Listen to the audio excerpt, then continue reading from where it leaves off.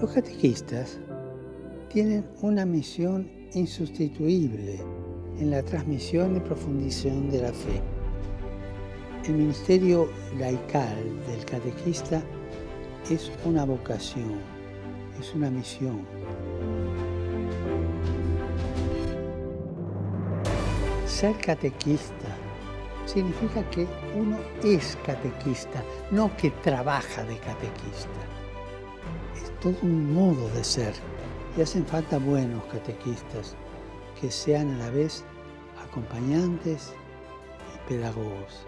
Hacen falta personas creativas que anuncien el Evangelio, pero que lo anuncien, no digo con sordina, pero no con bocina, sino con su vida, con mansedumbre, con un lenguaje nuevo y abriendo caminos nuevos.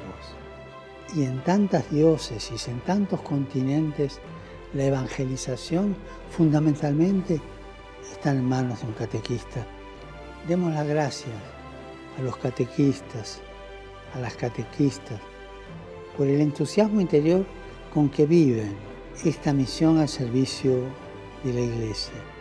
Recemos juntos por los catequistas, llamados a proclamar la palabra de Dios, para que sean testigos de ella con valentía, con creatividad, con la fuerza del Espíritu Santo, con alegría y con mucha paz.